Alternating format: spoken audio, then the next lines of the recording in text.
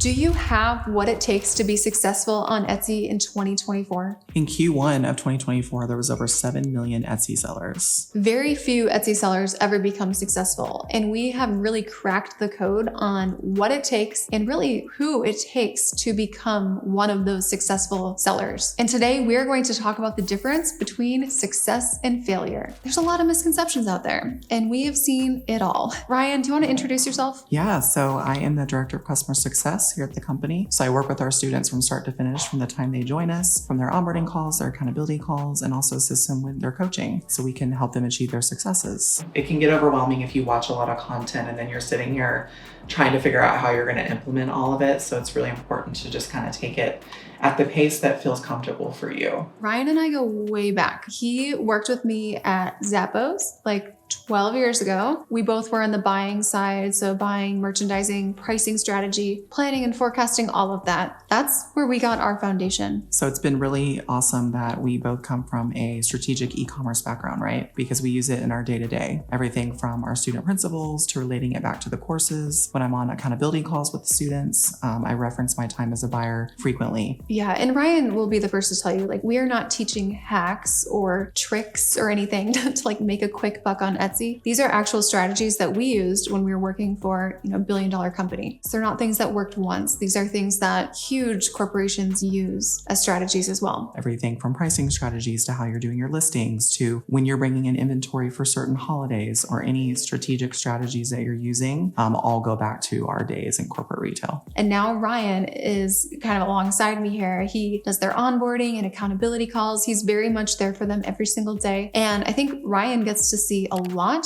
of what it takes to be successful on Etsy, because a lot of people come in and they're like, oh, I'm so nervous. Do I have what it takes? I don't have an e-commerce background. Can I do this? What have you found that it really takes to be successful? I think being nimble, right? And allowing yourself to have small failures, trial and error, dabbling in different strategies and things with your inventory, and really learning how to be a business owner. And I think what I've also learned is turning a lot of sometimes frustrations with our students into motivation and keeping that positive attitude and mindset and really making sure that they're holding themselves accountable to implement the program, right? We have a lot of people that they'll purchase the course and they think that the journey's over there, right? Yeah. But you actually have to implement and, work the coaching. We're not a get rich quick scheme. It's not overnight.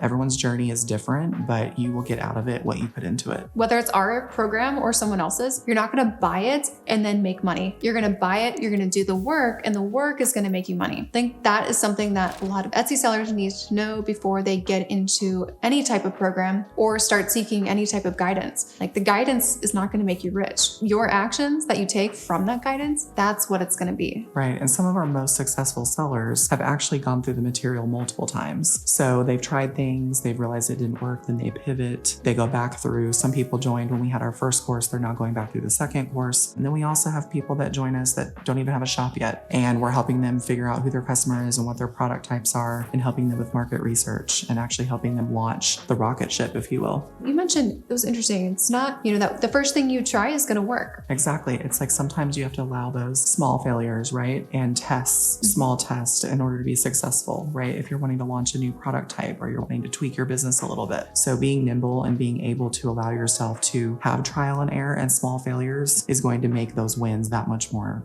celebration for you. And the bestseller you have right now, I hope that's not your bestseller 5 years from now, because if it is, we're missing some major opportunity. So that is something you have to fail fast, which means you learn fast. Right. And we talked to a lot of students at this event where we're at now. A common theme was a little bit of timidness. Like, they had an idea, but they weren't really ready to launch it yet. Or they talked a lot about it, but there wasn't a lot of action happening. And so a lot of people said once they finally put pen to paper and actually executed what they were thinking about doing, then the results started to follow. So sometimes if you kind of are a little too nervous and you're not willing to kind of go with it, you're not going to have that reward. And after meeting with this group of students, I'd love to hear what you learned from that experience.